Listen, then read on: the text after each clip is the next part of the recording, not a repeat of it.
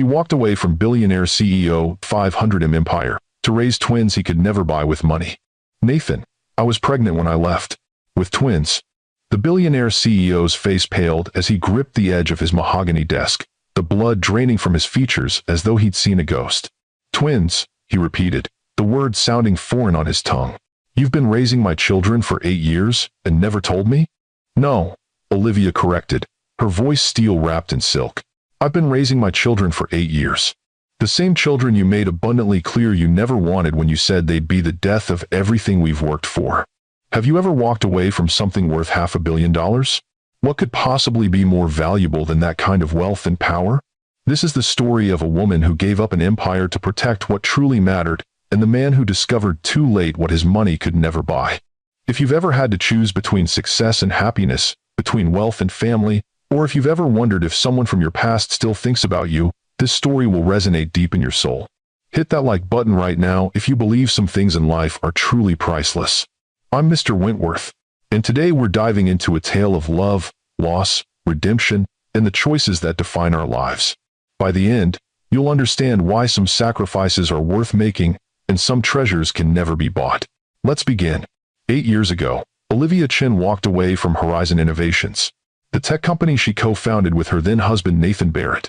She left behind her corner office, her substantial equity stake worth nearly $500 million, and the man who had promised to love her forever.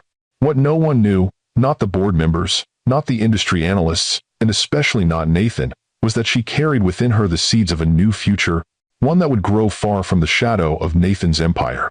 Now, on a crisp autumn morning, Olivia stood in the soaring lobby of Horizon's headquarters, a building twice the size of the one she'd helped design all those years ago. Glass and steel stretched toward the sky, a physical manifestation of Nathan's ambition. She smoothed her modest dress, a far cry from the designer clothing she once wore daily, and approached the reception desk with quiet confidence. "I'm here to see Nathan Barrett," she said, her voice steady despite the rapid beating of her heart. The receptionist, a polished young woman who couldn't be more than 25, glanced up, with practiced professionalism. "Do you have an appointment?" "I am." "No, but he'll see me. Tell him Olivia Chin is here." The receptionist's eyebrows rose slightly at the lack of an appointment, but she lifted her phone and murmured discreetly into it. After a brief exchange, she looked up with surprise. "Mr. Barrett can see you now. 15th floor, end of the hall." "I know where it is," Olivia replied, moving toward the elevator bank. As she rode upward, she touched the handmade bracelets on her wrist, one blue, one pink, woven with childish care by small fingers she loved more than life itself. A reminder of why she was here, of what really mattered. When the elevator doors opened on the executive floor, Olivia walked the familiar path to the CEO's office, noting how little had changed despite the upgraded surroundings. The same hushed atmosphere, the same deference from employees who stepped aside as she passed. Power had its own gravity, and Nathan had always commanded it effortlessly. His assistant's eyes widened in recognition as Olivia approached.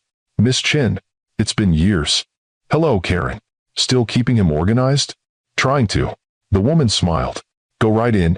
He's expecting you." Olivia took a deep breath and pushed open the heavy door.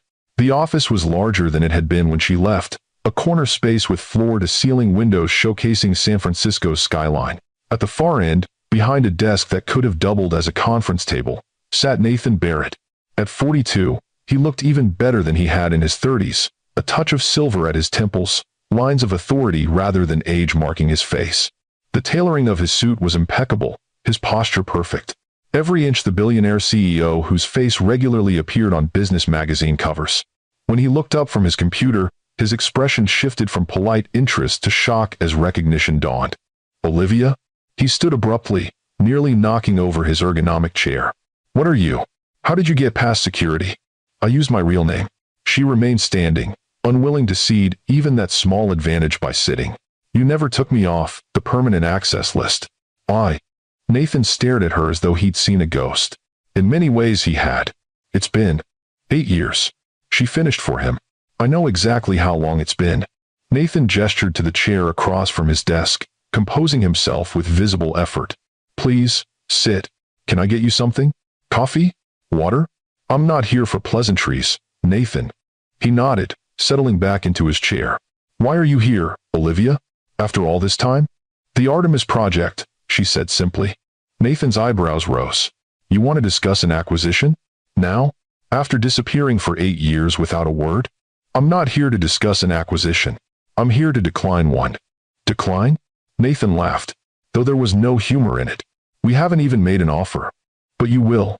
Tomorrow, according to my sources, $50 million for a technology you don't understand created by a founder you've never met. Olivia leaned forward. Except you have met her. You were married to her. Nathan's expression froze as understanding dawned. You founded Artemis? The adaptive learning platform that's revolutionizing education? I did. But the founder is listed as O.C. Reeves. My maternal grandmother's name. I needed privacy more than recognition. Nathan stood and walked to the windows, his back to her as he absorbed this information.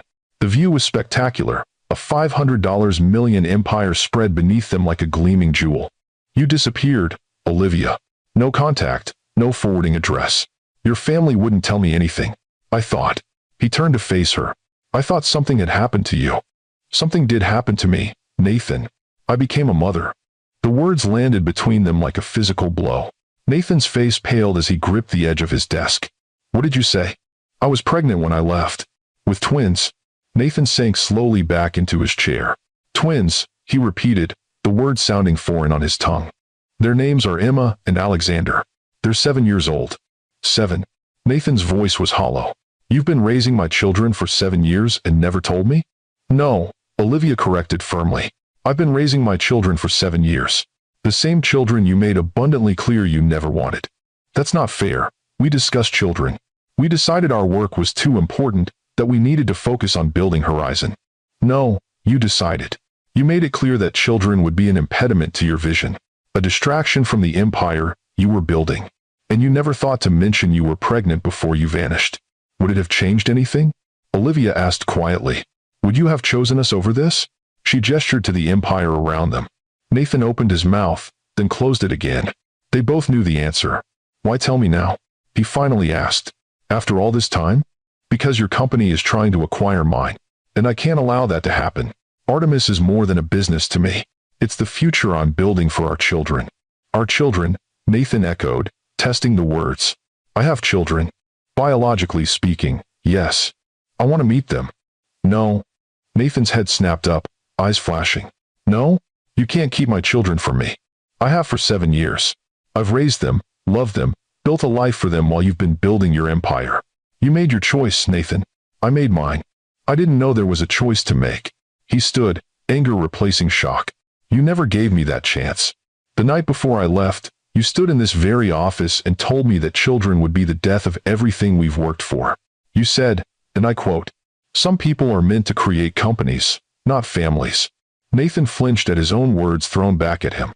I was under immense pressure. The Series C funding was falling apart. You know how crucial that period was.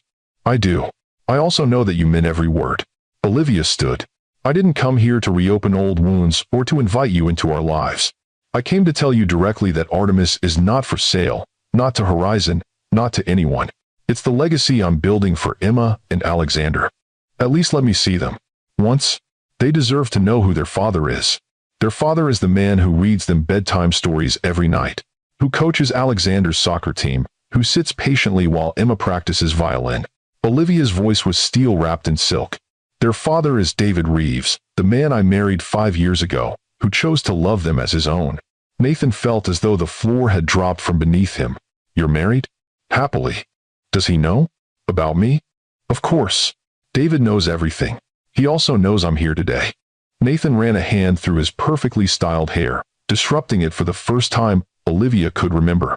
This is a lot to process. I understand. That's why I'm giving you time to process it before your board meeting tomorrow. Withdraw your interest in Artemis. Focus on the dozen other acquisitions I'm sure you're pursuing. And if I don't, if I still want to acquire Artemis, then I'll go public with who I am. The tech world loves nothing more than a good scandal. The brilliant co-founder who left Horizon's billionaire CEO to raise his secret twins while building her own successful company. Imagine the headlines. You wouldn't. I would do anything to protect what I've built, Nathan. Just like you. As Olivia turned to leave, Nathan called after her. You helped build this too, you know? Horizon was our dream. Together. She paused at the door. No, Horizon was your dream.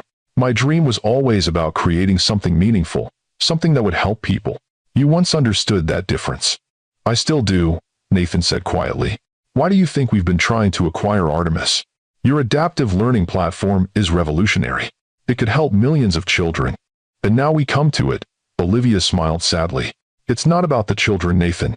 It's about the acquisition, the expansion, the empire. It always has been. After she left, Nathan stood motionless in his office, staring at the door through which his past had just walked. He'd spent 8 years building Horizon into a technology powerhouse, worth over $500 million. He dated models, actresses, even a European princess. His face had graced the covers of business magazines. By every external measure, he had succeeded beyond imagination. Yet, in 10 minutes, Olivia had made it all feel hollow. He had children, twins, a boy and a girl he'd never met, who called another man father. With trembling fingers, he opened his laptop and searched for Artemis Learning Platform. The company's website appeared, minimalist and elegant. There were no photos of the founder, no personal information at all. Just testimonials from teachers and parents about how the platform had transformed education for their children. Then he searched O.C. Reeves and found nothing but a brief professional bio. Founder and CEO of Artemis Learning. Previously worked in software development. Graduate of MIT, based in Boulder, Colorado. Boulder, she'd moved across the country, built a new life, a new family, a new company. All while he'd been here, expanding the empire they'd once started together. Nathan canceled his remaining meetings and left the office early, something he hadn't done in years. He drove aimlessly through the city before finding himself at the small waterfront park where he proposed to Olivia 10 years earlier. They'd been so young then, so full of ambition and dreams, both for their company and for each other. Where had it all gone wrong? He knew exactly where. Success had changed him. As Horizon grew, so did his obsession with making it bigger, better, more dominant. Olivia had tried to remind him of their original mission, to create technology that improved lives, not just market value. His phone buzzed with a text from his CFO. Japanese investors confirmed for dinner tonight. Crucial for the Singapore expansion. Nathan stared at the message for a long moment before typing, need to reschedule. Family emergency. It wasn't even a lie. If you're enjoying this story of love, loss, and what truly matters in life, hit that like button and subscribe to Lux Love Chronicles with Mr. Wentworth for more powerful stories that touch the heart and stir the soul. Comment below if you've ever had to make a difficult choice between career and relationships. I read every comment. 10 years earlier, the MIT campus buzzed with the energy of young minds racing toward the future. Among them, Olivia Chen and Nathan Barrett stood out as a golden couple. She, the brilliant software designer with an artist's soul. He, the charismatic business major, with an uncanny ability to see market potential where others saw only problems. They met in a cross-disciplinary innovation class, where Nathan had been immediately drawn to the quiet woman whose software prototype outshone everyone else's. That's remarkable, he said, studying her adaptive interface design. You've solved the personalization problem everyone else is still struggling with. Olivia looked up, surprised by the genuine appreciation in his voice. Most business students dismiss the technical aspects, focusing only on marketability. It still needs work, she replied modestly. It needs a business plan. Nathan countered with a smile that would eventually become famous in Silicon Valley boardrooms. And I happen to be very good at those. Their partnership began professionally but quickly bloomed into something more. Late nights coding and strategizing turned into dinner dates and weekend hikes where they would dream about changing the world through technology. Imagine software that actually learns from people, Olivia would say, eyes bright with passion. Not just collecting data to sell them things, but truly understanding how they learn, how they think, and adapting to help them. And imagine making that available to everyone, not just those who can afford premium services. Nathan would add, technology should level the playing field, not tilt it further toward the privileged. They were idealistic, ambitious, and deeply in love. A combination that proved unstoppable when they founded Horizon Innovations during their final year at MIT. Their complementary skills made them perfect partners. Olivia created the revolutionary adaptive software architecture, while Nathan secured their first investors and mapped out their market strategy. The early years were magical, working side by side in a tiny office, celebrating each small victory, supporting each other through setbacks. They married 2 years after graduation, a small ceremony at that same waterfront park, where Nathan would later find himself reflecting on what went wrong. "We're building something that matters," Nathan said in his wedding vows. "Not just a company, but a life together. You're my partner in everything, Olivia. Always." She believed him then. They both believed in their shared vision of creating technology that would genuinely improve people's lives. The first iteration of Horizon's adaptive learning software was designed specifically for children with learning differences, helping them master concepts at their own pace. "This is going to change education," Olivia said the night they launched their first product. "Think of all the children who will finally have tools that work with their minds instead of against them." "And it's just the beginning," Nathan replied, pouring champagne to celebrate. "Next, we'll tackle workplace training, professional development, maybe even healthcare applications." The success came faster than either of them anticipated. Their software caught the attention of major educational technology investors, and suddenly Horizon was the hot new startup everyone wanted a piece of. The tiny office gave way to a real workspace, then to an entire floor of a downtown building. The team of 2 became 20, then 100. With success came changes, subtle at first. Nathan began spending more time with investors and potential partners, less time understanding the technology itself. His focus shifted from "how can this help people?" to "how can this grow our market share?" "We need to diversify," he told Olivia 3 years in, as they discussed strategy in their new corner offices. "Education is important, but the real money is in enterprise applications." "I thought the point wasn't just making money," Olivia countered. "Our mission statement is about improving lives through adaptive technology. And we can improve more lives with better funding," Nathan reasoned. "Sometimes you have to follow the money to follow the mission." It made sense on paper.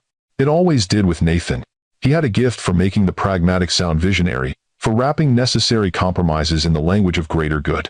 Olivia found herself agreeing, though something in her hesitated. The shift happened so gradually that Olivia couldn't pinpoint exactly when Nathan's priorities changed completely. When the thrill of closing a major deal replaced the satisfaction of hearing how their software had helped a child read for the first time. When market share became more important than meaningful impact, she remembered clearly, though, the day she realized they were no longer building the company they had dreamed of. "We're cutting the educational accessibility division," Nathan announced during an executive meeting. "It's not generating sufficient return on investment." "That's our foundation," Olivia objected. "The whole reason we started Horizon. It's a legacy product with limited growth potential," countered Vernon Hughes, the aggressive COO Nathan had recently hired from a major competitor. "We need to focus on enterprise solutions if we want to hit our targets for the Series C."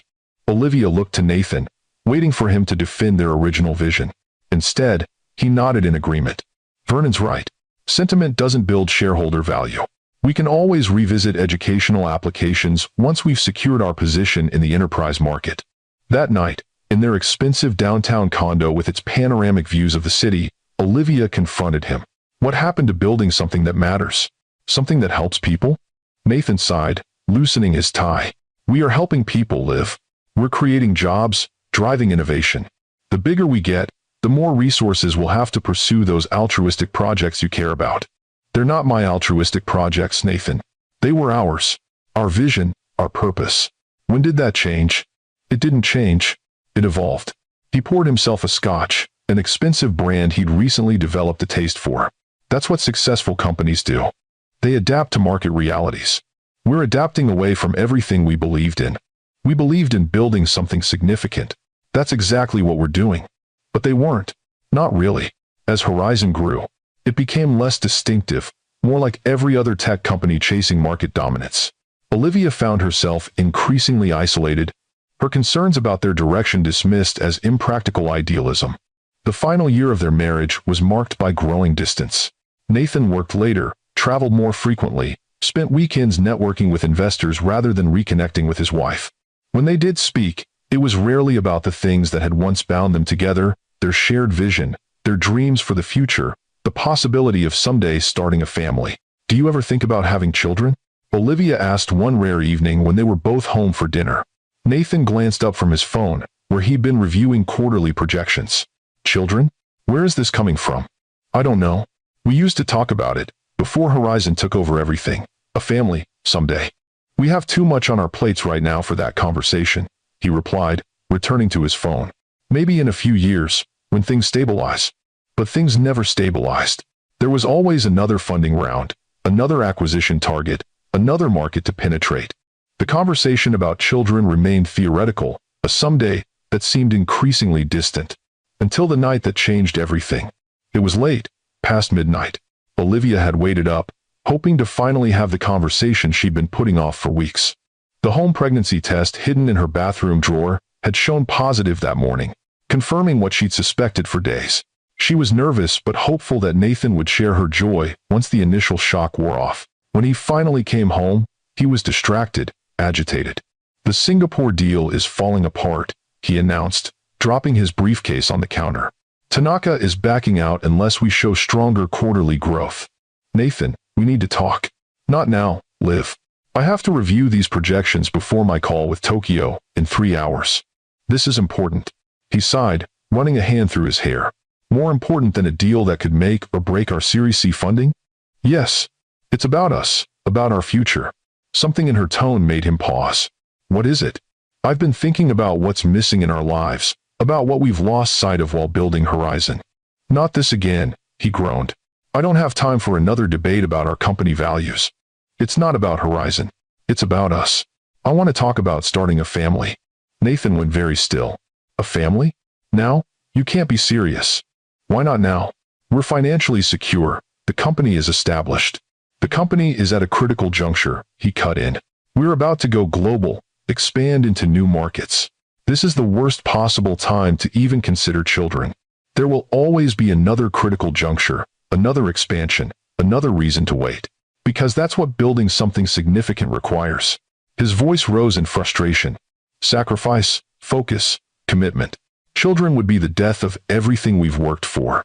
The words hung in the air between them, impossible to take back. "Is that really how you feel?" Olivia asked quietly. "That children would destroy rather than enhance our lives?" "I'm being realistic. Some people are meant to create companies, not families. We're those people, Liv. We always have been." In that moment, Olivia saw with painful clarity that the man she had married, the one who had shared her vision of technology that helped people, was gone. In his place stood a stranger obsessed with growth metrics and market share, who saw children as impediments rather than blessings. She didn't tell him about the pregnancy test that night. What would have been the point? Instead, she made a decision that would alter both their lives forever. The next morning, while Nathan was in an early strategy meeting, Olivia packed essential belongings, emptied her personal bank account, leaving untouched the substantial funds tied to Horizon, and wrote a brief note. "We no longer want the same things. I can't keep pretending otherwise. Don't look for me." She left her wedding ring on top of the note, walked out of their condo, and disappeared from Nathan Barrett's life.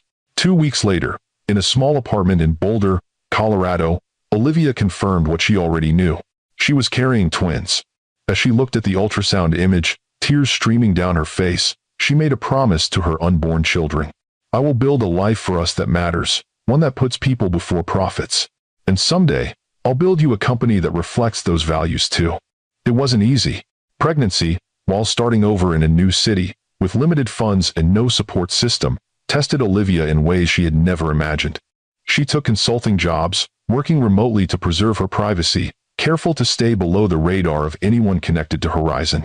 The twins were born 6 weeks early, a tiny boy and girl who immediately became the center of Olivia's universe. Emma, with Olivia's thoughtful eyes and creative spirit. Alexander, with Nathan's analytical mind and determined expression. Looking at them in their hospital bassinets, Olivia felt both overwhelming love and deep sadness that their father would never know them. "Your mom's a fighter," the labor nurse told the twins as she checked their vital signs. "You two picked the right woman to bring you into this world." The early years were a blur of sleepless nights, tight budgets, and the constant juggling act of single motherhood. Olivia worked while the twins napped, coated with one baby on her lap, and gradually built a consulting business that allowed her to work from home. She made friends slowly, careful about what she revealed about her past. When the twins were 2, Olivia began developing what would eventually become the Artemis Learning Platform. Working nights after the children were asleep, she returned to the adaptive interface concepts she had pioneered at Horizon, but with a renewed focus on educational applications. "This is for you," She would tell the twins as they played nearby while she worked. Someday you'll understand why it matters. Emma and Alexander grew into curious, bright toddlers who watched their mother build something from nothing with the determined focus that both parents had possessed. They didn't know that their mother had once helped create a technology empire, or that their father was the famous CEO whose innovations were changing the industry. They only knew that their mom worked hard, loved them fiercely, and always made time for bedtime stories, no matter how busy she was. When the twins were 3, Olivia met David Reeves at a parent-teacher conference at their preschool. He was the twins' science enrichment teacher, a kind man with an easy smile and infinite patience for children's questions. "Your twins are remarkable," he told Olivia after a demonstration where Alexander had logically deduced how a simple pulley system worked while Emma creatively applied it to her dollhouse. "They have such different approaches to problems, but they work together beautifully. They balance each other," Olivia agreed. "I try to nurture both their analytical and creative sides. It shows." David hesitated, then added, "I hope this isn't inappropriate, but would you like to get coffee sometime? As a single dad, I don't get many chances to talk with adults who understand the joys and challenges of raising bright kids." Olivia was cautious but intrigued. It had been years since she considered dating, her focus entirely on the twins and her growing business. But there was something about David's straightforward kindness that appealed to her. Their coffee date turned into dinner the following week, which led to weekend outings with all the children. David's son, Michael, was 5 and quickly became a protective older brother figure to the twins. For the first time since leaving San Francisco, Olivia began to imagine a family that extended beyond just her and the twins. "I should tell you something," she said to David 6 months into their relationship, after the children were asleep. "About my past. About the twins' father." She told him everything. About Horizon, about Nathan, about her choice to leave without telling him about the pregnancy. David listened without judgment, his hand steady in hers. "That must have been an incredibly difficult decision," he said when she finished. "To walk away from everything you'd built." "Not everything," Olivia corrected. "Just the parts that had lost their meaning. I kept what mattered, my values, my vision for technology that helps people. And I gained the 2 most important things in my world. The twins. Yes, I've never regretted it. Not for a moment." "Does he know about them?" "No. And I've often wondered if that was the right choice. But when I left, Nathan had made it abundantly clear that children would be the death of everything we'd worked for. I couldn't bring them into a life where they were seen as obstacles rather than blessings." David nodded thoughtfully. "I understand your reasoning. But someday, they might want to know about him." "I know. I've always planned to tell them when they're old enough to understand. I don't want to lie to them or pretend their father didn't exist." "Abbe, that's one of the things I admire about you," David said. "Your integrity, even in the most difficult situations." Olivia felt a weight lift as David accepted her complicated past without judgment. Over time, their relationship deepened into a partnership based on shared values, mutual respect, and the kind of quiet love that builds slowly but lasts. 2 years later, they married in a simple ceremony in their backyard, with the 3 children as their only attendants. Emma scattered flower petals with artistic flair, while Alexander solemnly carried the rings, having calculated the exact pacing needed to reach the makeshift altar at the perfect moment. "I never expected to find this kind of happiness again," Olivia said in her vows. "You've shown me that a true partnership isn't about building empires or chasing success, but about building a life of meaning together." Number 4. David became the father the twins had never known. Coaching Alexander's soccer team, patiently teaching Emma to ride a bike, reading them bedtime stories, and answering their increasingly complex questions about the world. He never tried to replace their biological father, instead creating his own unique bond with each child. As the twins grew, Artemis Learning grew with them. What had begun as Olivia's side project became a respected educational platform, attracting attention from schools and learning centers across the country. She kept her identity as founder private, using her grandmother's name professionally and focusing on impact rather than recognition. By the time the twins were 7, Artemis had become a significant player in educational technology, known for its exceptional adaptive capabilities and commitment to accessibility. Olivia had built it slowly, refusing outside investment to maintain control of her vision, even when that meant slower growth than might have been possible with venture funding. What she didn't know, until a colleague mentioned it casually, was that Horizon Innovations had taken notice of her company. "Did you hear Horizon is looking at acquiring educational technology companies again?" her lead developer mentioned during a team meeting. "Apparently." They're specifically interested in adaptive learning platforms. Olivia felt a chill run through her. After years of focusing exclusively on enterprise applications, why would Horizon suddenly return to education? Why now, when Artemis was gaining recognition? She began researching discreetly, using contacts in the industry to learn more about Horizon's acquisition plans. What she discovered confirmed her fears. Artemis was at the top of their target list, with a board meeting scheduled to approve an acquisition offer. After 8 years of building separate lives, it seemed Nathan Barrett was about to unknowingly reclaim what she had created, just as he had done with their original vision for Horizon. Olivia knew she had only one option: confront Nathan directly, before he could make an offer that would force her hand. She would have to return to the world she had left behind and face the man she had once loved, the father of her children who had never known they existed. What she didn't anticipate was how seeing him again would resurrect feelings she thought long buried, or how the revelation of the twins' existence would shatter his carefully constructed world. I want to share something personal with you. In my own life, I've seen how easily we can lose sight of what truly matters when pursuing success. If this story resonates with you, if you believe that relationships should come before ambition, hit that subscribe button and join our community of storytellers and listeners who value the deeper truths of life. Let me know in the comments if you think Olivia made the right choice in walking away, or if Nathan deserved to know about his children. The morning after confronting Nathan, Olivia dropped the twins at school, kissing them both goodbye before they raced off to join their friends. At 7, they were already showing distinct personalities: Emma, artistic and thoughtful like Olivia; Alexander, analytical and determined like Nathan, though she tried not to dwell on those similarities. "Have a good day at work, Mom," Emma called over her shoulder. "Change the world," Alexander added, their standard farewell. "I'll try," Olivia promised, the same reply she gave every morning. As she walked to her car, a familiar figure leaning against it made her stop short. Nathan. He looked different in the morning light, more human somehow, less the polished CEO, and more the man she had once known. His expensive suit couldn't hide the dark circles under his eyes or the tension in his shoulders. "I canceled the acquisition meeting," he said without preamble. "Thank you." She moved to open her car door, but he remained in her way. "I'm not here about Artemis. I'm here about Emma and Alexander. I told you yesterday. I know what you told me. I also know I have no legal rights, no moral high ground to stand on. But they're my children too, Olivia. I deserve a chance to know them. And what happens when knowing them interferes with your next funding round, or your expansion into Singapore?" She hadn't meant to reveal she still kept tabs on his business, but the words slipped out. A slight smile touched his lips. "You've been following Horizon's progress. Know thy enemy," she said with a small smile of her own. "I was never your enemy, Liv."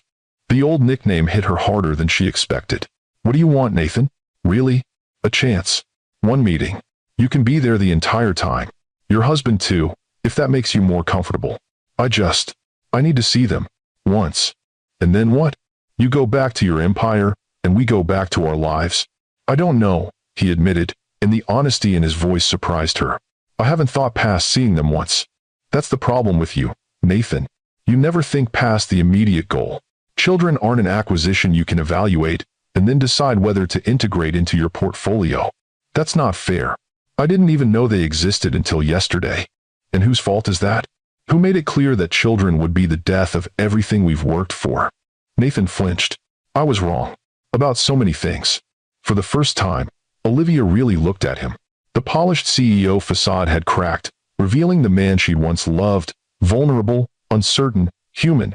"One meeting," she finally said. "Saturday at River Park. The public playground area. 1 hour. Relief washed over his face. "Thank you." "Don't thank me yet. I haven't decided what to tell them about who you are. Tell them I'm an old friend. That's true enough." As she drove to the Artemis office, Olivia questioned her decision. Was she opening a door that should remain closed? Would this brief meeting satisfy Nathan's curiosity, or would it ignite a desire for more involvement? How would it affect the twins? She hadn't told Nathan the whole truth. Emma and Alexander knew they had a biological father who wasn't in their lives. They knew his name was Nathan Barrett. They occasionally asked questions, which she answered honestly but age-appropriately. What they didn't know was that their biological father was the famous tech CEO whose company made the tablets their school used. When she arrived at Artemis, her marketing director immediately approached with concern. "Olivia, is everything okay?" The team is confused about why the Horizon meeting was suddenly canceled. Was it something in our presentation? No, Rachel. It was my decision. Horizon isn't the right partner for us. But their resources, their distribution channels, it could have taken Artemis global overnight. Some costs are too high, even for global reach. Olivia touched the bracelets on her wrist, centering herself. Trust me on this. We'll find another way to grow without compromising our vision. Throughout the day, Olivia found her thoughts returning to Nathan, to the shock and hurt in his eyes when she'd revealed the existence of the twins. Had she been wrong to keep them from him? Had her fear of his rejection, of his priorities, robbed the children of a relationship they deserved? David would say she had made the best decision she could with the information she had at the time. David, who had shown her what a true partner could be, who had loved her children as his own without ever trying to erase their origins. When she arrived home that evening, he was helping the twins with a science project, a model of the solar system that had taken over their dining room table. "Mom," Alexander called. "We got Neptune's orbit mathematically precise. And I painted the rings on Saturn with glow and dark paint," Emma added proudly. David looked up with a smile that still made her heart skip after 5 years of marriage. At 40, he was the opposite of Nathan in almost every way. A high school science teacher with no interest in wealth or status, content with their modest home and the family they'd built together. "How was your day?" he asked, eyes crinkling at the corners. "Interesting," she replied. "We need to talk later." After the twins were in bed, Olivia told David about Nathan's appearance at their school. "Are you okay with this meeting?" he asked, concern evident in his voice. "I don't know. Part of me thinks he deserves to see them once. Another part is terrified he'll want more. And what if he does? What if he decides he wants to be part of their lives? He walked away from me, from us, for his company. He made his choice. He didn't know about the twins when he made that choice," David said gently. "Whose side are you on?" she asked, though there was no real heat in her question. "Yours. Always yours. But I'm also on Emma and Alexander's side. They might want to know him someday." Olivia leaned into her husband's embrace. "When did you get so wise?" "Around the time I fell in love with a brilliant woman and her amazing children." They sat in comfortable silence for a moment, the weight of the decision before them settling between them. "I'll come with you on Saturday," David finally said. "Not to interfere, but to support you, and the twins, if they need it. In fact, you're a good man, David Reeves. Just a man who knows what matters." He kissed her forehead. "And it's not stock options or market share. If this story is touching your heart, please like and subscribe to Lux Love Chronicles with Mr. Wentworth. Share your thoughts in the comments about whether Nathan deserves a second chance with his children. Every like helps this channel grow and allows me to bring you more stories about love, sacrifice, and redemption. Saturday arrived too quickly. Olivia had told the twins they were meeting one of her old friends from her previous job, someone who wanted to say hello while he was in town. They'd shrugged, more interested in the playground than in meeting another boring adult. As they drove to River Park, Alexander asked the question Olivia had been dreading. "Mom, is your friend important? You seem nervous." Olivia met David's eyes briefly in the rearview mirror before answering.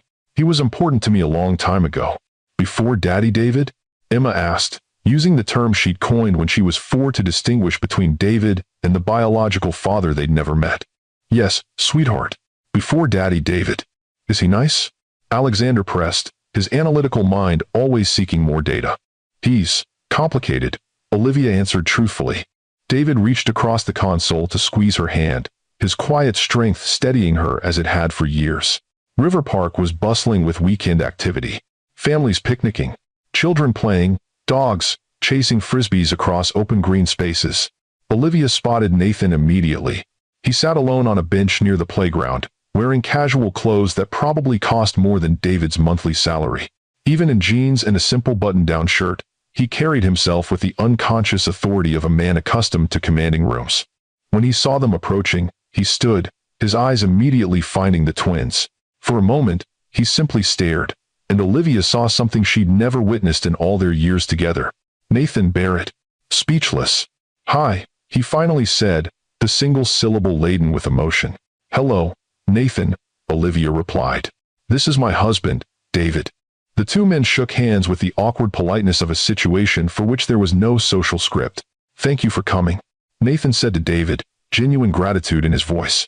David nodded. "It's not about us. It's about them. And these are Emma and Alexander, Olivia continued. Kids, this is Mr. Barrett, my old colleague I told you about. Emma offered a polite hello while Alexander studied Nathan with curious eyes. You look familiar, Alexander said, his head tilted in the exact way Nathan's did when analyzing a problem. Nathan's eyes widened slightly at the gesture, recognition of himself in this small boy hitting him visibly. I've been told I have one of those faces, he replied with a smile that didn't quite reach his eyes. No, it's something else, Alexander insisted, brow furrowing in concentration. Why don't you show Mr. Barrett the playground? David suggested, diffusing the moment. He probably hasn't been to one in years. David. The children needed no further encouragement, leading Nathan toward the slides while Olivia and David followed at a distance. They're amazing, Nathan said quietly as he watched Emma fearlessly climb to the highest platform while Alexander calculated the optimal angle for maximum speed on the slide. They are, Olivia agreed. Emma has your determination. And Alexander has your analytical mind, she finished. I know. For the next hour, Nathan played with his children without them knowing who he was. He pushed them on swings, caught them at the bottom of slides, and listened intently as Emma explained her theory about why clouds change shape, and Alexander detailed his plan for a more efficient playground design. See, the problem is inefficient user flow, Alexander explained, pointing to where children were bottlenecking at the ladder to the slide. If they added a second access point here, throughput would increase by approximately 40%. That's very observant, Nathan replied, clearly impressed. Have you considered that the bottleneck might be intentional? To create a natural pause in the play cycle? Alexander's eyes widened. I hadn't thought of that. Like a cool-down period in a game loop. Exactly. Meanwhile, Emma was showing Nathan her sketch of the park. I like to capture moments, she explained, her small fingers deftly shading the drawing. The way that Mom and Dad are sitting together.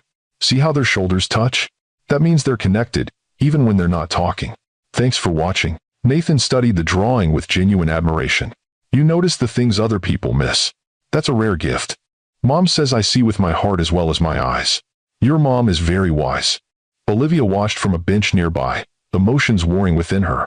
This was the Nathan she'd fallen in love with. Engaged, present, his brilliant mind focused entirely on the person in front of him. Not the driven CEO who had gradually lost sight of everything but the next acquisition, the next expansion, the next billion. He's good with them, David observed, his voice free of jealousy or concern. He always had that ability to be completely present when he chose to be, Olivia replied.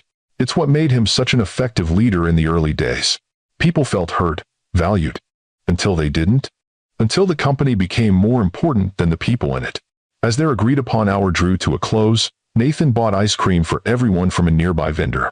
Sitting at a picnic table, Alexander suddenly pointed at Nathan's wrist. That's why you look familiar. Your watch is in Mom's old photo. Olivia froze.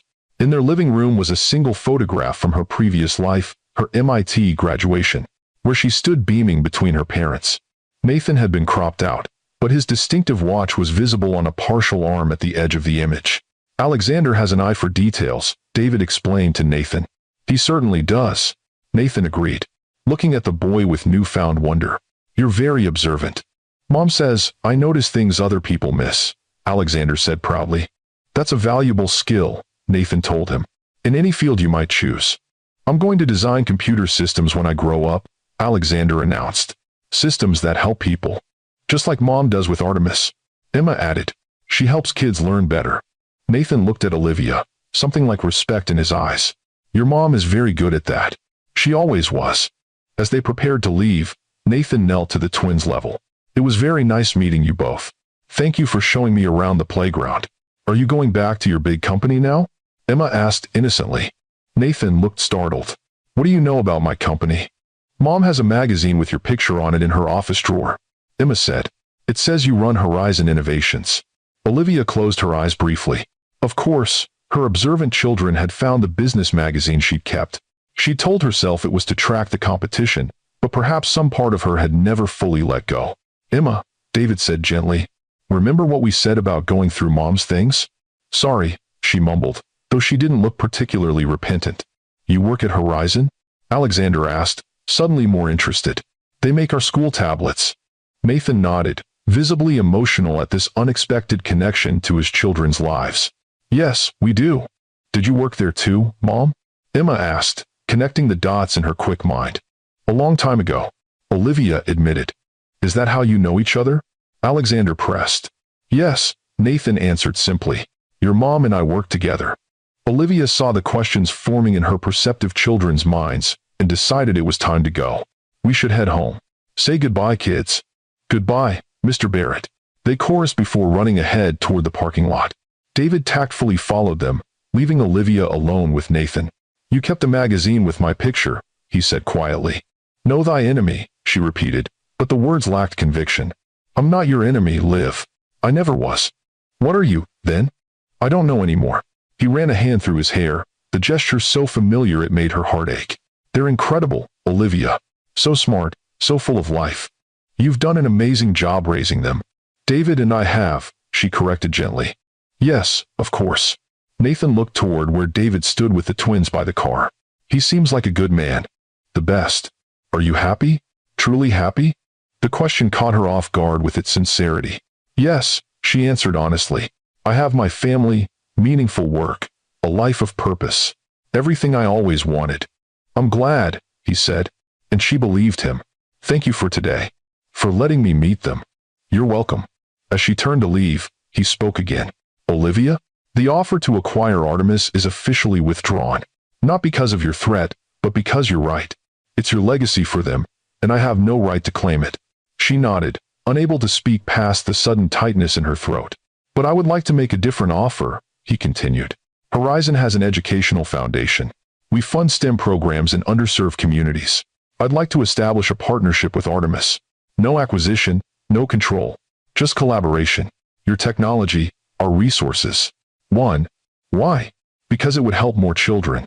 Because it's the right thing to do. He paused. And because maybe it's time I built something that matters beyond market share.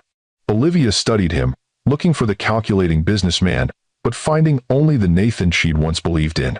Send me a proposal, she finally said. A real partnership, not a takeover. I will. As she walked away, he called after her. They deserve to know who I am someday, Liv. She stopped but didn't turn around. Someday, when they're older, when they can understand, and when they ask why I wasn't in their lives. Now she did turn. I'll tell them the truth. That you made choices, and I made choices, and sometimes even when people love each other, they choose different paths. Not I. Did you? Love me? Once. Very much. I never stopped, he admitted. Even when I was too blind to see what I was losing. Olivia felt David's eyes on them from the distance, patient and understanding. Goodbye, Nathan. Goodbye, Olivia. As she joined her family in the car, Emma asked, Is Mr. Barrett going to visit again? Maybe someday. Olivia answered, meeting David's supportive gaze. Some people come into our lives for just a moment, and others stay forever. The important thing is what we learn from each encounter. He seemed sad, Alexander observed. Like he lost something important. Out of the mouths of babes, Olivia thought. He did, she said quietly. But sometimes what we lose teaches us what really matters. Ever. As they drove home, Olivia glanced in the rearview mirror at her twins, the children Nathan had never wanted, who had become the center of her world. She had walked away from a $500 million empire to raise them, and she would make the same choice again in a heartbeat. Some things, after all, could never be bought, not with all the money in the world. Is it ever too late to recognize what truly matters in life? If this story resonates with you, please hit the like button and subscribe to Lux Love Chronicles with Mr. Wentworth. I want to hear your thoughts in the comments. Would you have made the same choice as Olivia? Or do you think Nathan deserves a second chance to be in his children's lives? The meeting at the park changed something fundamental in Nathan Barrett. For a man accustomed to quantifying value in market share and profit margins, the hour he'd spent with his children had introduced a new metric he couldn't calculate, the incalculable worth of connection. Monday morning found him distracted during Horizon's executive briefing. While his COO detailed their quarterly projections, Nathan's mind wandered to Alexander's explanation of playground efficiency and Emma's perceptive drawings. Nathan, your thoughts on the Singapore expansion timeline? He blinked, realizing everyone at the conference table was waiting for his response. I'm sorry. What was the question? 1. Vernon Hughes, the aggressive COO who had helped shape Horizon's profit-focused direction, exchanged concerned glances with the CFO. The Singapore expansion. We were discussing accelerating the timeline to preempt competition. Right. Nathan glanced down at the proposal in front of him. More offices, more employees, more market share. The usual metrics of success that had driven him for years. I actually want to discuss something else. Our educational technology division. We don't have an educational technology division, Vernon reminded him. We sunset those products years ago. Exactly. And I think that was a mistake. Nathan closed the Singapore proposal folder. I want to revisit our original mission. Technology that improves lives, not just market share. Nath. The room fell silent. These executives had been hired specifically for their aggressive growth mindset, their focus on the bottom line above all else. Nathan's words sounded like heresy. With all due respect, Vernon finally said, educational technology is a saturated market with limited growth potential and thin margins. We made the right decision to focus on enterprise solutions. 1. Did we? Nathan challenged. Or did we abandon our foundational purpose for short-term gains? Our stock price suggests we made the right call, the CFO noted dryly. Stock price isn't everything. Now the executives looked genuinely concerned. Their CEO, the ruthless architect of Horizon's meteoric rise, was suddenly questioning the very metrics he'd insisted were paramount. Nathan, Vernon said carefully, is everything all right? You've seemed distracted since your health scare last week. The health scare had been Nathan's excuse for canceling the Artemis acquisition meeting, a convenient fiction to avoid explaining the real reason. I'm fine. Better than fine, actually. I'm seeing things clearly for the first time in years. Nathan stood, pacing to the window that overlooked the San Francisco skyline. We've lost sight of why we founded this company. It was never just about building the biggest enterprise. It was about creating technology that mattered, that made a positive difference. That's a lovely sentiment, Vernon said, not bothering to hide his skepticism, but it doesn't align with our current business model or shareholder expectations. Then maybe it's time to redefine those expectations. Nathan turned to face the room. I'm establishing a new division, Horizon Education. We'll focus on adaptive learning technologies, accessibility tools, educational platforms for underserved communities. With what resources? The CFO asked, already calculating the impact on their bottom line. We'll allocate 15% of our R&D budget initially, with room to grow based on results. Vernon looked as though Nathan had suggested setting fire to the building. 15%? That's nearly $100 million. Money well spent if it helps us rediscover our purpose. The board will never approve this, Vernon warned. Nathan smiled thinly. I still control 37% of voting shares. The board will follow my lead, or find a new CEO. No. After the meeting, Vernon followed Nathan into his office, closing the door behind him. What's really going on, Nathan? This isn't like you. Nathan considered how much to reveal. Vernon had been a loyal lieutenant for years, instrumental in Horizon's growth. But he embodied the profit above all mentality that Nathan was now questioning. I've been reevaluating my priorities, he said carefully. Because of the Artemis thing? Look, there are dozens of other acquisition targets in our pipeline. Losing one isn't the end of the world. It's not about Artemis specifically. Then what? Because frankly, this sudden interest in educational technology feels personal. Nathan was silent for a moment, weighing his options. It is personal, he finally admitted. I reconnected with someone from the early days of Horizon, someone who reminded me of the vision we started with. Vernon's eyes narrowed. Olivia Chen. Nathan tried to hide his surprise. How did you? I do my homework, Nathan. She was your co-founder, your ex-wife. And now, curiously, the secretive founder of Artemis Learning, operating under her grandmother's name. Vernon leaned forward. Did you know that when you put her company on our acquisition list? No, Nathan answered honestly. I found out when she came to see me last week. And now you suddenly want to pivot back to educational technology? This seems like a conflict of interest at best, a midlife crisis at worst. It's neither. Nathan's voice hardened. It's a course correction. We lost our way, Vernon. I lost my way. This isn't about Olivia. It's about remembering why we built Horizon in the first place.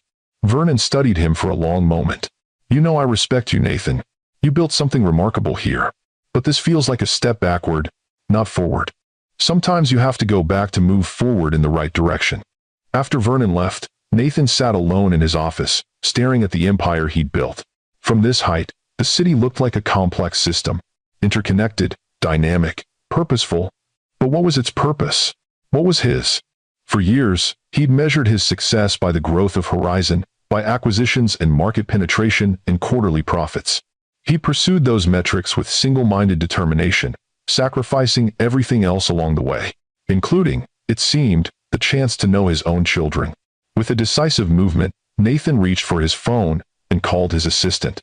"Karen, I need you to clear my schedule for the afternoon. And contact legal. I want to review our charitable foundation structure. We're going to be making some changes." That evening, alone in his penthouse apartment with its minimalist furniture and spectacular views, Nathan opened his laptop and began drafting a proposal. Not for a hostile takeover or aggressive expansion, but for a genuine partnership between Horizon and Artemis. A collaboration that would leverage Horizon's resources and Artemis's innovative educational platform to reach children who needed it most.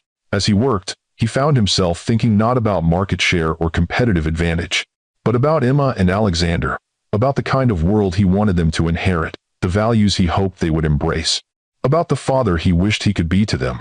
It was nearly midnight when he finished the proposal. Before sending it, he added a personal note. "Olivia, this is more than a business partnership. It's the beginning of Horizon's return to its original mission, technology that improves lives. Thank you for reminding me of what really matters, Nathan." Meanwhile, across town in Boulder, Olivia sat in her home office, reviewing the day's work on Artemis's latest update. The house was quiet, the twins asleep, David grading papers in the living room. But her mind kept returning to the park, to Nathan's face when he'd first seen the twins, to the genuine connection he'd formed with them in just 1 hour. "Still working?" David asked, appearing in the doorway with 2 mugs of tea. "Just finishing up," she said, accepting the mug gratefully. "How are your physics tests?" "Depressing. I'm beginning to think the law of conservation of energy doesn't apply to teenage attention spans." He settled into the chair across from her desk. "You've been quiet since the park. Want to talk about it?" Olivia sighed. "I keep asking myself if I did the right thing, keeping the twins from him all these years." "You made the best decision you could with the information you had at the time," David said, echoing the words he'd spoken many times before. Nathan made his priorities very clear. "He did," she agreed. "But seeing him with them today, he was different, David. Present in a way he hadn't been for years before I left. Like the man I first fell in love with." "People can change," David acknowledged. "The question is whether the change is genuine and lasting. And how can I know that without risking the twins getting hurt?" "You can't. That's the hard part of parenting. Sometimes you have to make decisions without knowing all the outcomes." Olivia smiled at her husband, this wise, kind man who had taught her so much about love and family. "When did you get so philosophical?" "It comes with the territory when you explain quantum mechanics to 16-year-olds. He sipped his tea thoughtfully. "What are you going to tell the twins?" "They're asking questions now." "I know. Alexander asked me tonight if Mr. Barrett was one of the people who started Horizon with me. They're putting the pieces together." "They're your children," David said with a smile. "Of course they are." Olivia closed her laptop. Decision made. "I'll tell them the truth, or at least an age-appropriate version of it. That Nathan is their biological father, that he and I made different choices that led us on separate paths, but that he's interested in knowing them now. And if he disappoints them, then we'll be here to help them through it, just as we've always been." The next morning, Olivia woke to an email notification on her phone. The sender, Nathan Barrett. The subject, proposed partnership, Horizon and Artemis. She read it while David slept beside her, the early morning light painting shadows across their bedroom. The proposal was everything she could have hoped for. Respectful of Artemis's independence, genuinely focused on expanding educational access, with resources that would accelerate their impact exponentially. But it was the personal note at the end that brought tears to her eyes. Because for the first time in nearly a decade, she glimpsed the Nathan she had once believed in, the man who valued impact over profit, purpose over power. The question was whether to trust that glimpse, to take the risk of allowing him back into their carefully constructed lives. Before she could decide, her bedroom door creaked open and 2 small figures appeared. "Mom?" Alexander whispered. "Are you awake?" "Yes, sweetheart. Come in."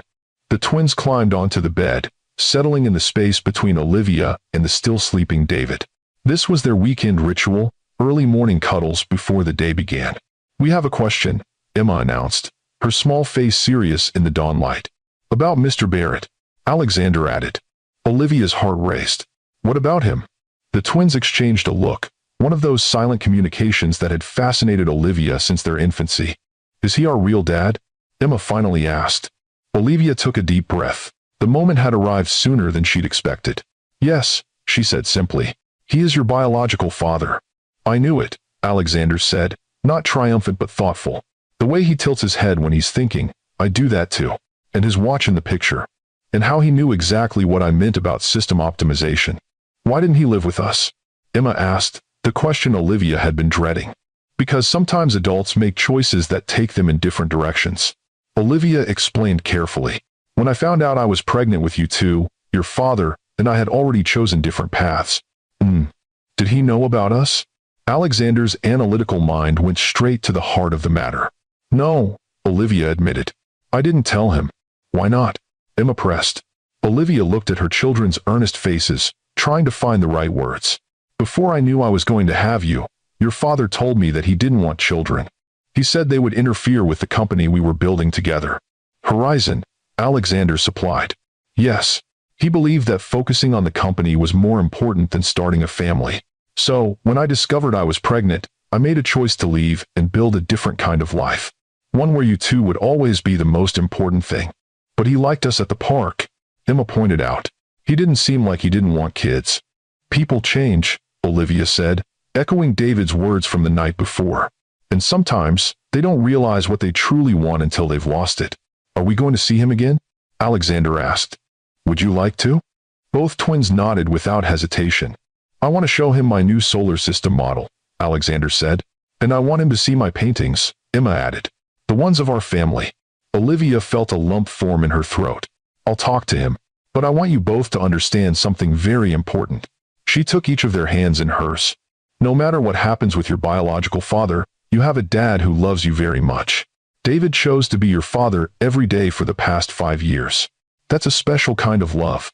We know, Emma said seriously. Daddy David is the best dad ever. But we can have 2 dads, right? Alexander reasoned. Like Michael in my class. He has his mom's husband and his real dad who lives in Seattle. It's possible. Olivia allowed. But these things take time. We need to move slowly and see if your biological father is ready to be part of your lives in a consistent way. Because consistency is a critical variable. Alexander nodded, using a phrase he'd picked up from David's science discussions. Exactly. The conversation was interrupted by David, stirring beside them. He opened his eyes to find his family deep in serious discussion. Good morning, he murmured. Did I miss something important? Mom told us that Mr. Barrett is our biological father, Emma informed him. David met Olivia's eyes over the twins' heads, a silent question passing between them. They figured it out, she explained. Of course they did, he said with a proud smile. They're the 2 smartest kids I know. Are you okay with us maybe seeing him again? Alexander asked, always sensitive to the emotional undercurrents between adults. David pulled both twins into a hug. I want whatever makes you happy and helps you grow into the amazing people you're already becoming. Your mom and I will always be here for you, no matter what. 1. Later that morning, after the twins had gone to help David with breakfast, Olivia replied to Nathan's email. Nathan, the partnership proposal looks promising. I'd like to discuss details in person. Also, the twins know who you are. They've asked to see you again. We should talk about what that means going forward. Olivia. His response came within minutes. Name the time and place. I'll be there.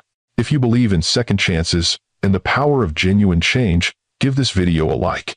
Every like helps this channel grow and lets me know you want more stories about redemption, family, and finding what truly matters. Comment below with your thoughts. Should Olivia trust Nathan's apparent transformation? 3 days later, Olivia sat across from Nathan in a quiet corner of a local cafe, the partnership proposal open on the table between them. The terms are fair, she acknowledged, having reviewed the document thoroughly with her team. You're offering resources without demanding control. It's not what I expected. I'm not the same person I was 8 years ago, Nathan said quietly. Or even 1 week ago. Meeting the twins changed you that much? Meeting them, yes, but also seeing you again. Remembering who we were, what we believed in when we started Horizon. He paused, choosing his words carefully. For years, I've measured success by market share and acquisition targets. I convinced myself that was what mattered. But seeing what you've built with Artemis, technology that actually helps people, that serves a genuine purpose, it made me question everything. One meeting and suddenly you've had an epiphany? Olivia couldn't keep the skepticism from her voice. Not suddenly, no. The seeds were there before. Questions I'd been pushing aside about what all this success was actually for. Nathan gestured to his expensive watch, his tailored suit, the trappings of wealth he'd pursued so relentlessly. But meeting Emma and Alexander, seeing these incredible children who share my DNA but whom I know nothing about, it crystallized something I'd been avoiding. What's that? That I've been building an empire with no heir. Not just literally, though that's part of it, but no purpose, no legacy beyond market dominance. He met her eyes directly. You were right to leave, Olivia. You saw what I was becoming before I did. Olivia studied him, looking for the calculating businessman, the strategic negotiator she'd known for so long. Instead, she found only sincerity and a vulnerability she'd rarely seen in him. The twins want to see you again, she said finally. They have questions only you can answer. Relief washed over his face. I'd like that. Very much. But I need to be clear about something, Nathan. They have a father in their lives. David has been there for them every day for 5 years. He coaches their teams, helps with their homework, kisses their scrapes. That bond is sacred, and I won't allow it to be diminished. I understand. I'm not trying to replace him. What are you trying to do, exactly? Nathan considered the question seriously. I'd like the chance to know them, to be part of their lives in whatever way you and David think is appropriate. To maybe, someday, earn the right to be called something more than Mr. Barrett. And when the novelty wears off, when being dad means showing up for mundane school concerts and sitting through 3-hour swim meets. I want all of it, Nathan said with surprising intensity. The extraordinary and the ordinary, the achievements and the disappointments. I've missed 7 years of their lives, Olivia. I don't want to miss any more. Even if it means adjusting your precious schedule, canceling board meetings for science fairs, putting someone else's needs before the company's? Yes. The simplicity of his answer caught her off guard. I've already started. I've restructured my leadership team, delegated day-to-day operations, and established boundaries around my time. For the first time in my career, I'm not available 24/7. Olivia raised an eyebrow. Vernon must be thrilled. Vernon resigned this morning, actually. Said he didn't sign up for a company with a social conscience. And the board is adjusting to the new direction. Some are resistant, others surprisingly supportive. But I've made it clear, Horizon is returning to its original mission. Technology that improves lives, not just market share. Olivia felt a strange sense of déjà vu. These were the conversations they'd had in the early days of Horizon, before success had changed everything. I'll need to see consistency, she said finally. Words are easy, Nathan. Actions over time are what matter. Actions? I know. I'm prepared to prove myself, for as long as it takes. And what about us? The question slipped out before she could stop it. Us? Nathan's expression softened. The partnership, she clarified quickly. Horizon and Artemis. Right. If he was disappointed by the clarification, he hit it well. I believe we can do more good together than separately. Your adaptive learning technology, combined with our resources and distribution channels, could reach millions of children who need it. Olivia nodded, focusing on the proposal before her rather than the man across the table. I'll need final approval from my team, but provisionally, yes. I think this partnership could work. Thank you. The gratitude in his voice was genuine. For this, and for the chance to see the twins again. Saturday, Olivia said. They want to show you their science project and Emma's artwork. 3 o'clock at our house. She wrote the address on a napkin and slid it across the table. Nathan took it carefully, as if it were a precious document rather than a simple napkin. I'll be there. Early, probably. Don't bring extravagant gifts, Olivia warned. We're raising them to value experiences over possessions. Noted. Nathan hesitated, then added, David will be there? Of course. He's their dad. Nathan nodded, accepting this reality without argument. He seems like a good man. The best, Olivia confirmed. The same words she'd used at the park. He loves them for who they are, not what they represent or might become. That's what real parenting is, isn't it? Loving them for themselves, not as extensions of our own ambitions. Yes, Olivia agreed, surprised by his insight. That's exactly what it is. As they prepared to leave, Nathan asked the question that had been lingering between them. Are you happy, Olivia? Truly happy with the choice you made? Yes, she answered without hesitation. Walking away from Horizon was the hardest decision I ever made, but also the best. My life has purpose, meaning, love. Everything I always wanted. "I'm glad," he said, and she believed him. "You deserve that happiness, even if I was too blind to help create it with you." 1. Saturday afternoon, Nathan arrived at the address Olivia had given him. A modest two-story home on a quiet street in Boulder. The front yard featured a giant maple tree with a tire swing, flower beds bursting with late summer blooms, and a driveway marked with colorful chalk drawings. It was nothing like the sleek, modern properties he'd owned over the years. This was unmistakably a family home, lived in, loved. The site of countless memories he hadn't been part of. Nathan checked his watch. He was 15 minutes early, just as he'd predicted. Old habits died hard. Rather than ring the doorbell, he sat in his rental car, gathering his thoughts. He'd brought 2 simple gifts, despite Olivia's warning. Books he'd loved at the twins' age, one on astronomy for Alexander, and one on famous women artists for Emma. At exactly 3 o'clock, he approached the front door and rang the bell. David answered, greeting him with polite warmth. "Nathan, come in. They've been waiting all morning." The interior of the house matched its exterior, comfortable, colorful, filled with evidence of active family life. Bookshelves overflowed with a mix of children's literature and scientific texts. Artwork, clearly Emma's, adorned the walls alongside framed academic certificates. A half-completed robot model sat on the coffee table, surrounded by tools and tiny electronic components. "Mom, he's here," Alexander called, racing into the living room with Emma close behind. "Mr. Barrett, come see our science project." Emma grabbed his hand without hesitation, pulling him toward the dining room that had been converted into a makeshift laboratory.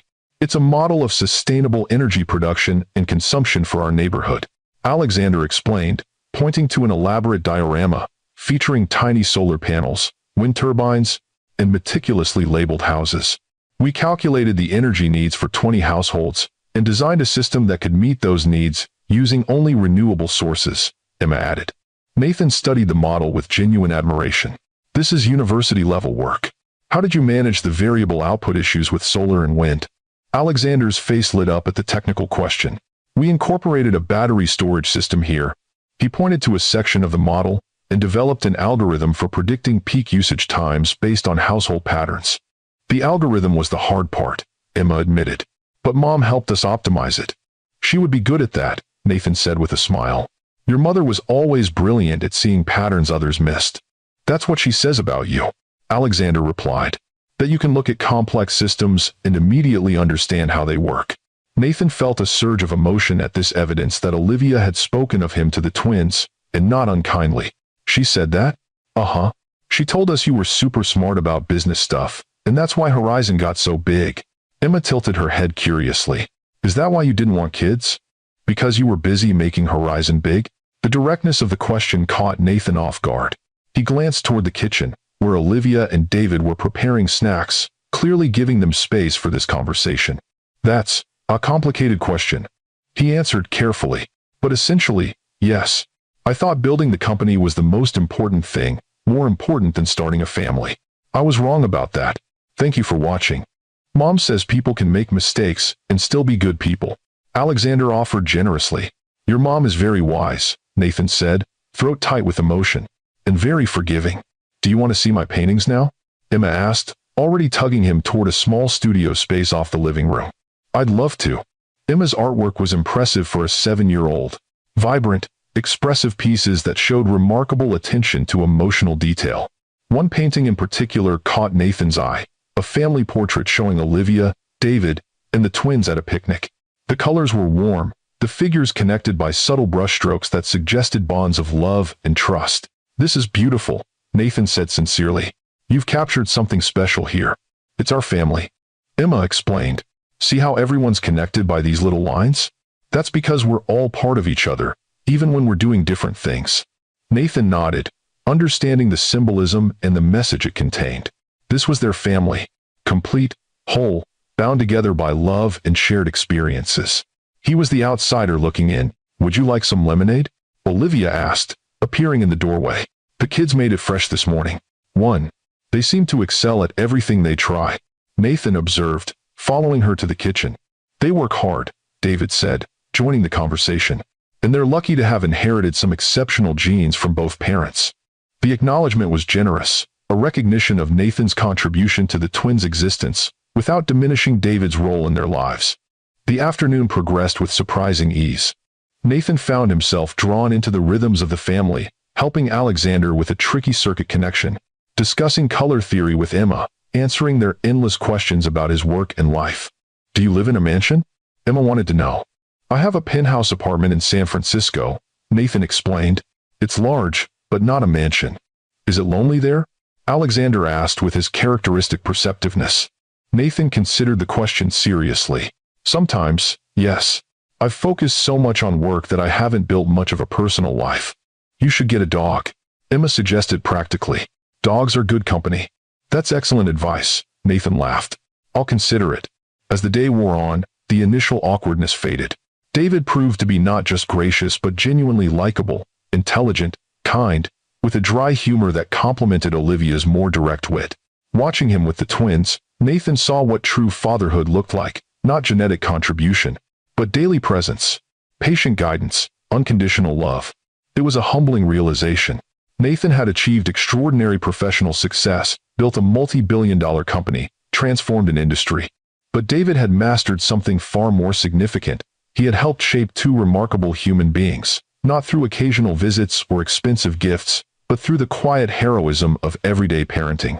When it was time to leave, the twins surprised Nathan with farewell hugs. "Will you come back?"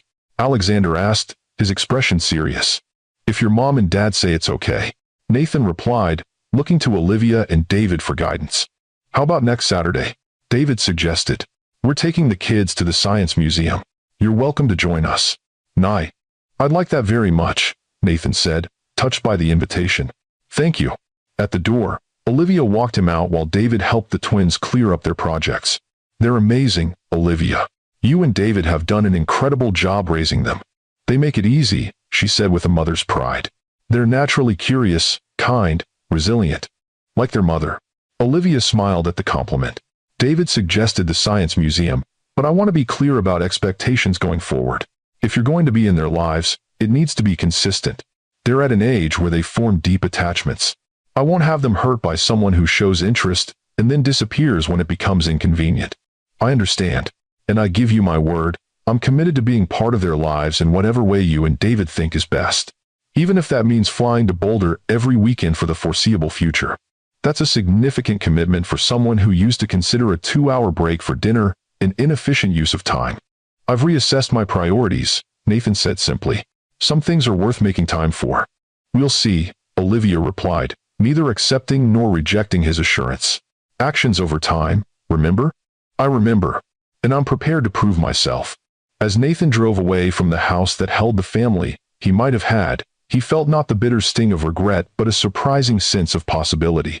He had missed 7 years of his children's lives, years he could never reclaim. But perhaps, with patience and consistency, he could be part of their future. The irony wasn't lost on him. He, who had pursued growth and expansion with single-minded focus, would now need to prove himself worthy of a role that couldn't be acquired or negotiated, that of a father who had earned his children's trust. Have you ever realized too late what truly matters in life? Hit that subscribe button if you want more powerful stories about second chances, redemption, and discovering what's truly valuable. Comment below with your thoughts. Can Nathan truly change and become the father his children deserve? I read every comment and love hearing your perspectives. The weeks turned into months as Nathan became a regular presence in the twins' lives. True to his word, he flew to Boulder every other weekend, coordinating his visits with Olivia and David to respect their family routines while building his own relationship with Emma and Alexander. He attended Alexander's first robotics competition, cheering as loudly as any parent when the boys' team won second place. He sat patiently through Emma's violin recital, where she played a simple piece with intense concentration. He joined family hikes in the Colorado mountains, museum outings, and ordinary weekend breakfasts where the conversation ranged from quantum physics to the best way to make pancakes. "You're really committed to this," Olivia observed one Sunday evening as Nathan prepared to return to San Francisco. The twins had already said their goodbyes, extracting a promise that he would video call on Wednesday as usual to hear about their science fair preparations.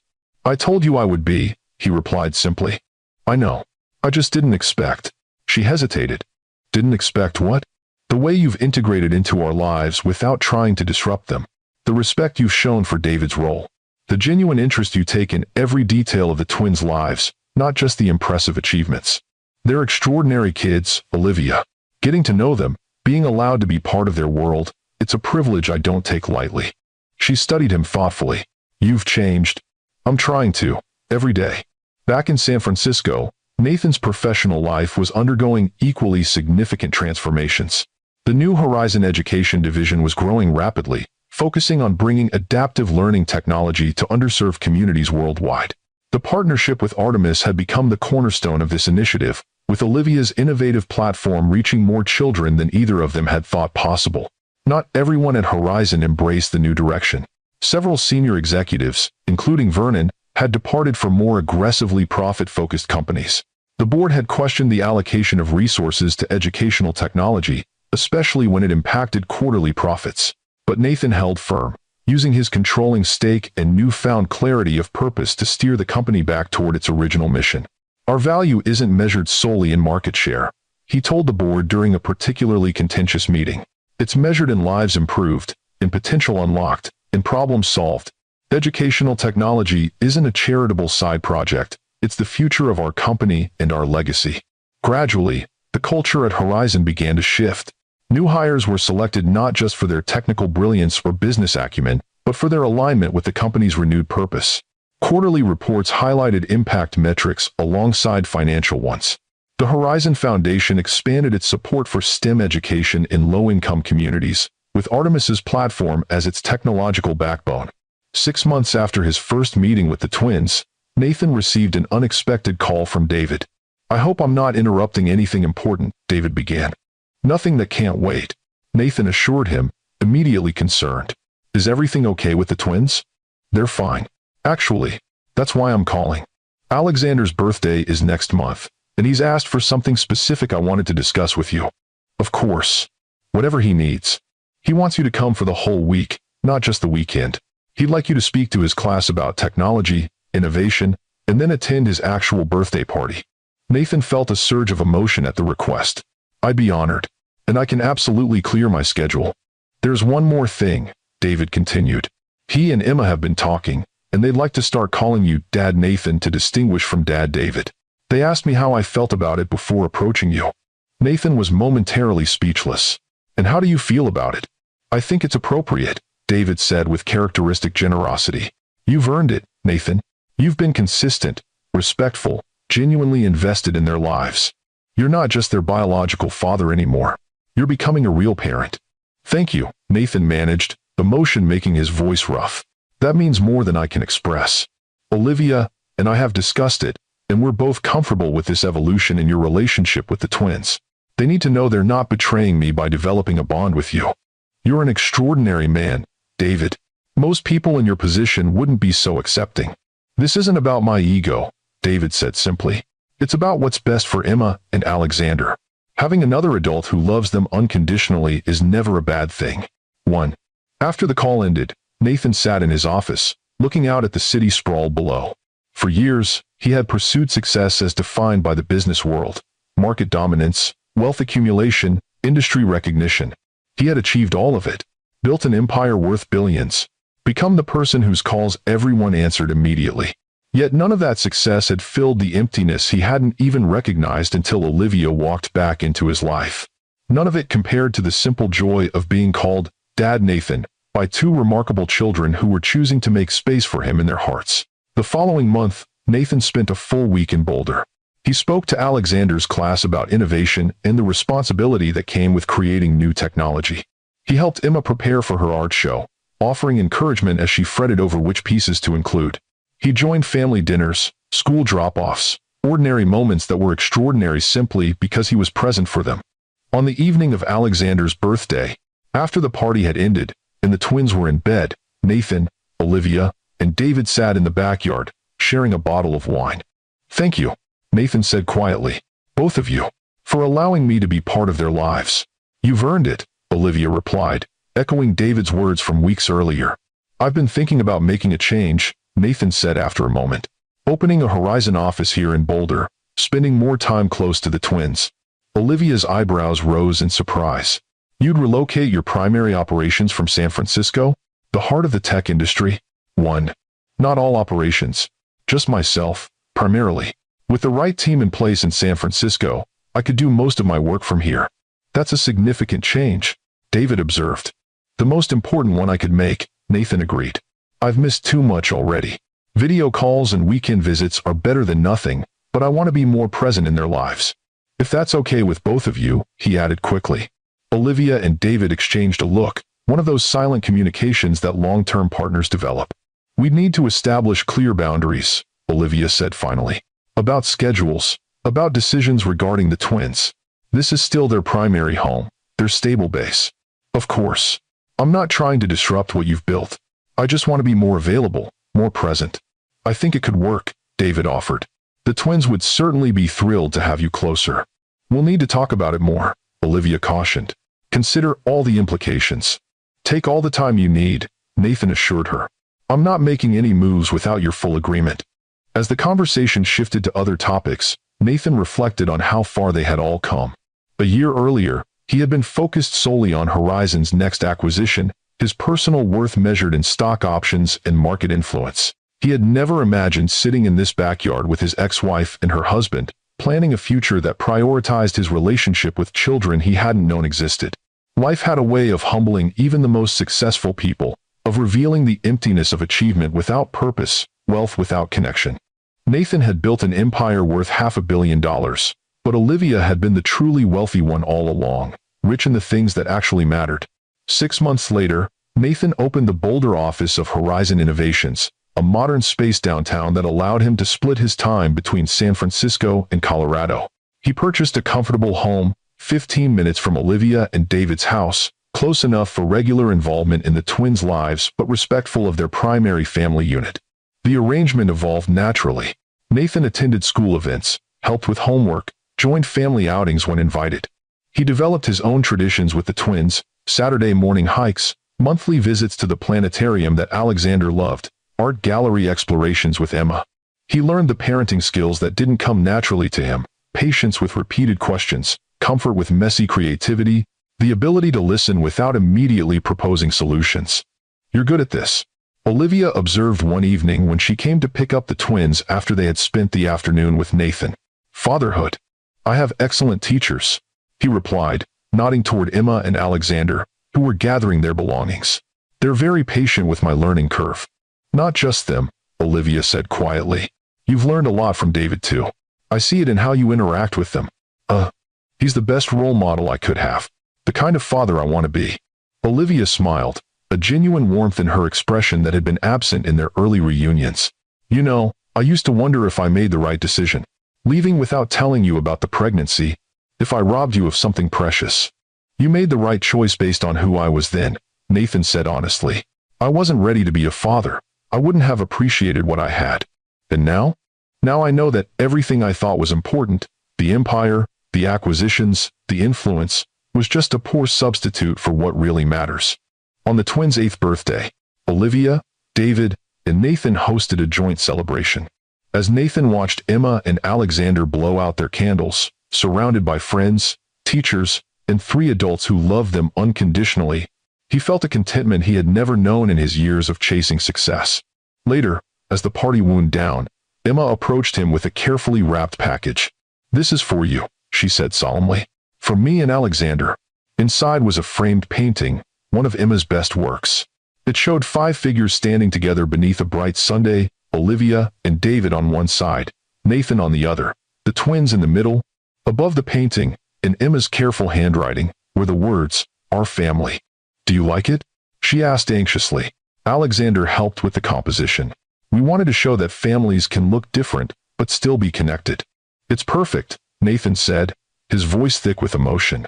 The most beautiful gift I've ever received. That night, after returning to his Boulder home, Nathan placed the painting on his mantle, a visible reminder of the extraordinary journey that had brought him here. He thought about the man he had been, driven, ambitious, measuring success in market share and acquisitions. He thought about the empire he had built, the $500 million company that had consumed his every waking moment. And he thought about what he had now instead, the privilege of being Dad Nathan, to 2 remarkable children, the growing friendship with David, the renewed connection with Olivia that had evolved into a different kind of partnership based on mutual respect, and shared purpose. Some would say he had lost an empire. Nathan knew he had gained a kingdom beyond price. 1 year later. Dad, Nathan, come see what we built.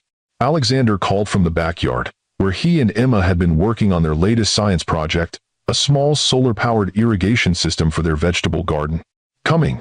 Nathan set down his laptop, where he'd been reviewing the latest impact metrics from the Horizon Artemis partnership. The educational platform they developed together now reached over 5 million children worldwide, with special focus on underserved communities. Outside, the twins proudly demonstrated their invention, explaining the intricate water delivery system they designed to maximize efficiency.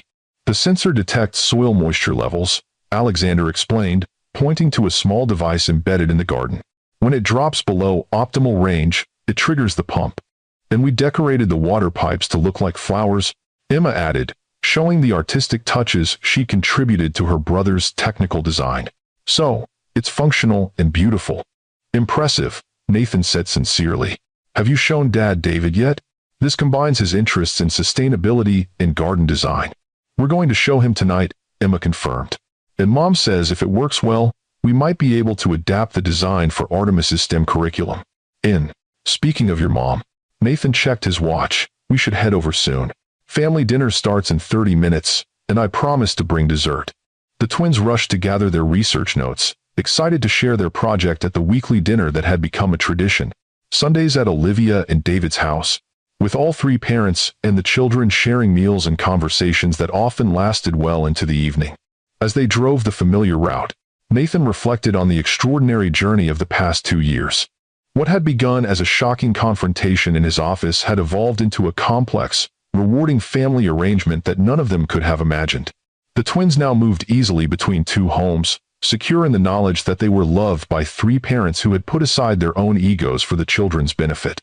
Olivia and David's house was filled with the usual Sunday evening activity when they arrived. Michael, now 13, was setting the table while David finished preparing dinner. Olivia emerged from her home office, where she'd been finalizing Artemis's latest adaptive module. Just in time, she greeted them. David's made his famous lasagna. We brought chocolate souffle, Nathan said, holding up the carefully transported dessert. Emma helped with the recipe selection. Yeah. I told Dad Nathan that chocolate releases endorphins that make people happy, Emma explained seriously. So, it's scientifically the best dessert. Emma. Hard to argue with science. David laughed, emerging from the kitchen to greet them. During dinner, the conversation flowed easily between adult concerns and children's interests, technological innovations and school projects, personal achievements and shared goals. Nathan marveled, as he often did, at the unlikely family they had created, not traditional by any definition, but stronger for the challenges they had overcome, the compromises they had made, the love that had transcended conventional boundaries. After the twins had gone upstairs with Michael to work on homework, the three adults lingered at the table. The Horizon Foundation Board approved the expansion of the Educational Access Initiative, Nathan told Olivia. With the additional funding, we can implement Artemis in another 1,000 schools by next year. That's wonderful, Olivia said, her eyes bright with the same passion that had drawn him to her at MIT all those years ago. The impact data from the pilot program has been extraordinary. Test scores up 30%. Attendance improved, teacher satisfaction nearly doubled. More importantly, David added, the kids love it. I've been using the beta version with my science classes, and they're genuinely excited about learning again. We're making a difference, Nathan said simply. The kind we always talked about in the beginning. Olivia nodded, understanding the reference to their early days at Horizon. Technology that actually improves lives, not just market share. It only took me losing everything that mattered to remember what success really looks like, Nathan admitted. Not everything, David corrected kindly, gesturing toward the stairs where the children's voices could be heard. You found something more valuable than what you lost.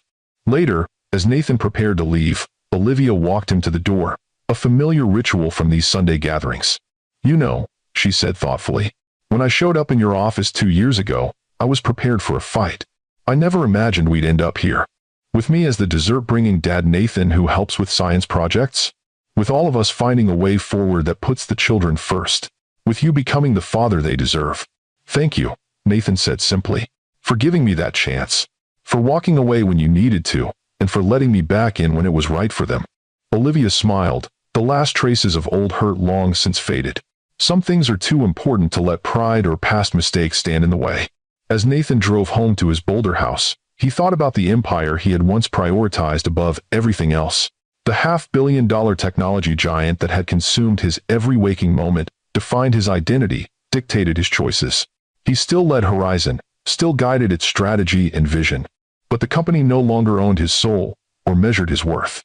True wealth, he had learned, couldn't be calculated in stock options or market valuations. It was measured in Alexander's proud smile when he solved a difficult equation, in Emma's thoughtful drawings capturing emotions most adults couldn't express, in the trust Olivia had gradually rebuilt with him, in David's generous friendship, in Sunday, family dinners and science projects, and the privilege of being called Dad. Olivia had walked away from a billion-dollar empire to raise twins Nathan could never buy. In doing so, she had given them all something far more valuable, the chance to discover what truly mattered before it was too late. As Nathan placed Emma's family portrait on his nightstand, his evening ritual, he felt a gratitude so profound it nearly overwhelmed him. Not for his professional achievements or financial success, impressive though they were, but for the second chance he had been given to be part of something genuine, something meaningful, something that would outlast any company or fortune. Some would say he had lost an empire. Nathan knew he had gained the world.